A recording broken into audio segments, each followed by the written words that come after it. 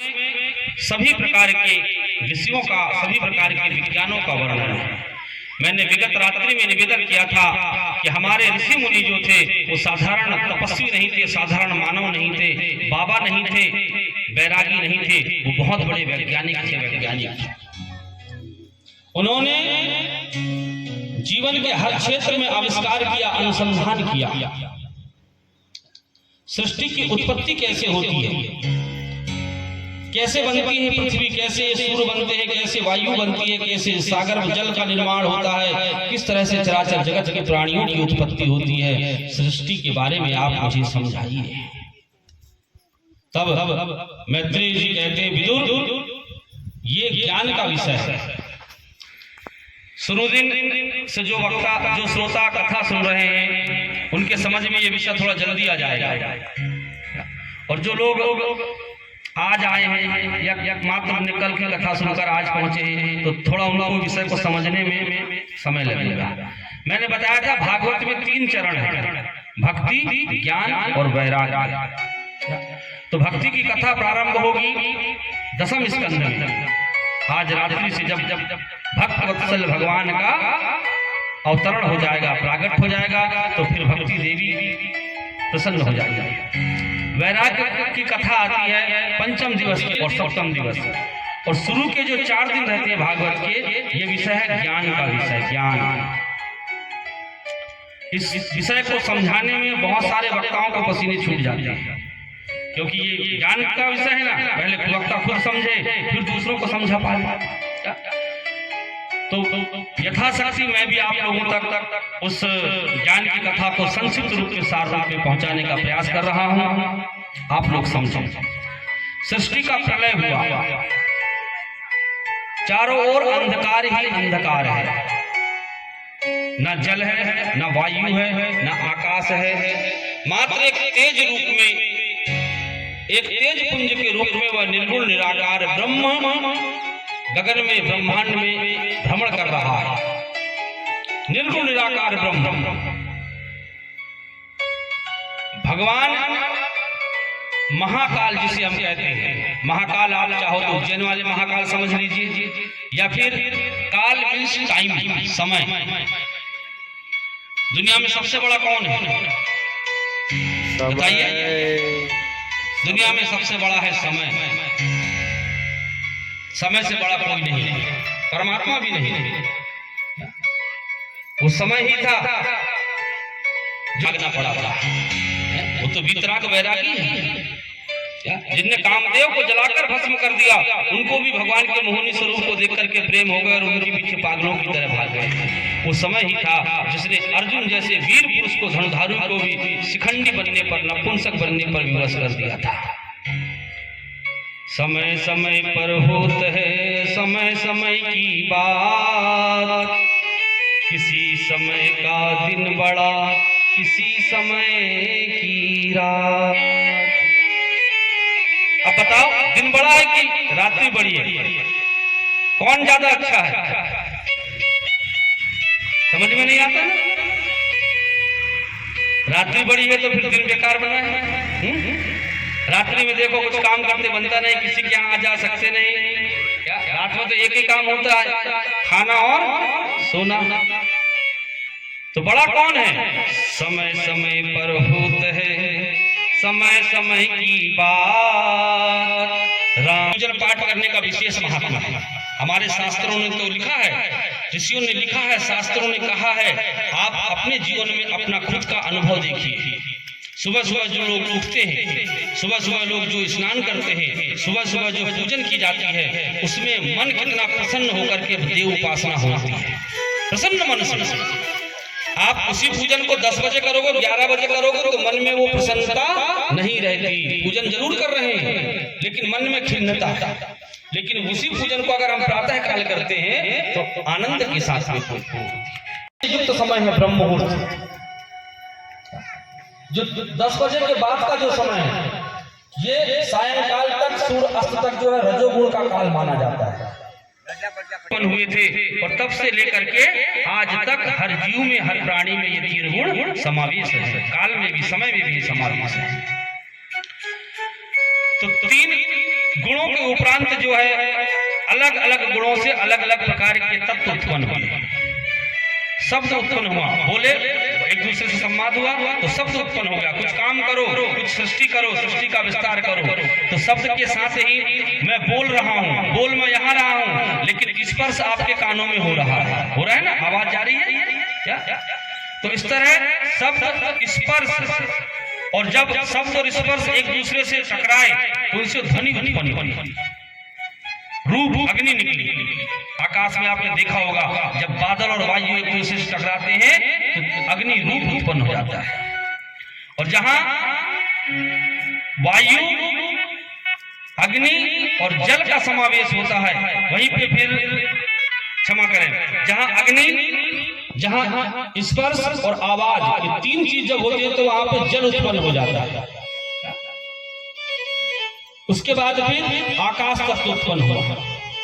तो 5 तत्व शब्द, स्पर्श, रूप, रस और गंध, ये 5 तत्व उत्पन्न हुए, और उन्हीं तत्वों से संबंधित महाभूत उत्पन्न हो गए।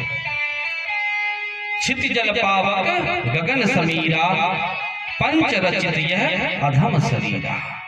बाबा तुलसीदास जी ने मानस में इसका बड़ी सुंदर व्याख्या की है, बड़ा सुंदर संदेश अपने संतों को, भक्तों को दिया है। इस तरह से 23 महातत्व हो गए। 23 कैसे हुए? 5 शब्द, रूप और महामुनि सुखदेव जी महाराज श्रीमद् भागवत महापुराण के तृतीय स्कंद के 8वें अध्याय के 14वें श्लोक में ब्रह्मांड की उत्पत्ति का वर्णन करते हुए कहते हैं, परीक्षित, तदोपरांत उस पुरुष के नाभि कमल से एक नाभि कमल उत्पन्न हुआ, उसके नाभि से एक कमल पुष्प उत्पन्न होता जा रहा है, बढ़ता जा रहा है, बढ़ता जा रहा है, बढ़ता जा रहा है, और कमल पुष्प के ऊपर चतुर्मुख ब्रह्मा जी प्रकट बने। वह निर्गुण निराकार ब्रह्म अब सगुण हो रहा है, धीरे धीरे आकार रूप धारण कर रहा है, सृष्टि का उत्पन्न कर रहा है। ब्रह्मा जी उत्पन्न हुए। ब्रह्मा जी सोचते हैं को हम, मैं कौन हूँ, उन्हें नहीं पता कि मैं कौन हूँ। तो अपने जनक का, जिनने उन्हें उत्पन्न किया है, उसे देखने के लिए उन्होंने चारों दिशाओं में ऐसा मुंह किया। तो जिस दिशा की ओर देखते हैं उधर से एक मुंह जुड़ जाता है। तो चारों दिशाओं में देखने के लिए जैसे गर्दन घुमाए तो उनके हो गए 4 मुख। अब वो कहलाने लगे चतुरानन, चतुर्मुख ब्रह्मा जी। शरणम हरि शरणम, हरि शरणम, हरि शरणम, हरि शरणम, हरि शरणम, महामंत्र है जी, हरि शरणम, हरि शरणम, हरि शरणम, हरि शरणम, हरि शरणम, इसलिए ब्रह्मा जी ने उसका नाम रख दिया रुद्र। पुनि पुनि रुदति सा रुद्र, बार बार रो रहा इसलिए तेरा नाम रुद्र है। वो बालक हाथ जोड़कर खड़ा हुआ, आप मेरे जनक हैं तो बताइए मेरा नाम क्या है, मेरा काम क्या है। ब्रह्मा जी ने कहा तेरा नाम है रुद्र और तेरा काम है तू भी मेरी तरह सृष्टि उत्पन्न कर। तो भगवान रुद्र को रुद्राणी प्रदान की। 11 रुद्रों का वर्णन श्रीमद् भागवत महापुराण में आता है। 11 रुद्र और 11 रुद्राणी लेकर के ब्रह्मा जी ने उनको विदा किया, बोले जाओ जाकर के जो है सृष्टि का विस्तार करो। एक दिन ब्रह्मा जी उस सृष्टि को देखने के लिए, घूमने के लिए गए तो रुद्र ने जो संतान उत्पन्न की थी वो सब भूत, प्रेत, ब्रह्म, डाकनी, राक्षस, बेताल। वो ब्रह्मा जी को देखा तो ब्रह्मा जी को ही खाने के लिए दौड़ने लगे। भागे ब्रह्मा जी वहां से अपने प्राणों को बचाकर, भागो भागो भागो भागो भागो। दूर आकर के उन्होंने रुद्र को बुलाया, बोले बेटा इधर आ, ये क्या सृष्टि कर रहा है, ये सृष्टि का विस्तार हो रहा है कि सृष्टि का विनाश हो रहा है? ऐसे में तो सारी सृष्टि बर्बाद हो जाएगी, तहस नहस हो जाएगी। क्या करूं? बोले काम करो, तुम एकांत में चले जाओ, हिमालय में जाकर के तपस्या करो। का विस्तार रोक करके आगे चले जाते हैं। तदोपरांत ब्रह्मा जी ने पुनः 10 मानस पुत्रों को जन्म दिया। मरीच, अत्रि, अंगिरसि, पुलस्ता, पुलकः, क्रतुः, भृगुर, वसिष्ठ, दक्षश्च, दशमस्तत्र नारदः। में जो है पृथ्वी को धारण करके भगवान चले आ रहे थे, उसी समय वो हिरण्याक्ष नाम का राक्षस भी भगवान का पीछा करते हुए आया। अरे रुक रुक रुक रुक, ये सुअर कहाँ भागा जा रहा है, रुक, मेरे साथ युद्ध कर, युद्ध कर। भगवान ने कहा, मेरे सर के ऊपर पृथ्वी रखी हुई है, पहले जरा इसको स्थापित कर दूं, फिर मैं तुझसे बाद में निपटूंगा। तो भगवान आगे आगे भाग रहे हैं, हिरण्याक्ष राक्षस जो है पीछे से जा भाग रहा है। महामुनि सुखदेव जी महाराज हिरण्याक्ष के पूर्व जन्म का वर्णन करते हुए कहते हैं कि ये द्वारपाल हरि के प्रीदो, जय और जय नाम जगजो। ये सनकादिक ऋषियों के द्वारा श्रापित होकर के 3 जन्म तक इनको जो है राक्षस बनकर के आना है। तो पहला जन्म जो है इनका हिरण्याक्ष और हिरण्यकश्यप के रूप में हुआ है। भगवान पृथ्वी को लेकर के आते हैं, यद्यपि पृथ्वी के मन में भी अभिमान आ गया, घमंड आ गया कि देखो मैं भगवान के लिए कितनी जरूरी हूँ, कितनी इंपॉर्टेंट हूँ, मैं जरा सा पाताल क्या चले गई, इनका काम नहीं चला। अरे वो जगत वंदनीय परम ब्रह्म परमात्मा को सुअर जैसा निंदित जन्म लेकर के मेरे लिए आना पड़ा। तो भगवान ने समझ गया पृथ्वी के मन में अभिमान आया है, तो भगवान ने तब उनको पृथ्वी को वृंदावन के दर्शन करवाए। वृंदावन के आश्चर्य होता है ना, पृथ्वी जल में डूबी है और वृंदावन के दर्शन कर रही है। निवेदन करना चाहूंगा भक्तों, वृंदावन पृथ्वी का भाग नहीं है, ये भगवान के गोलोक का धाम है।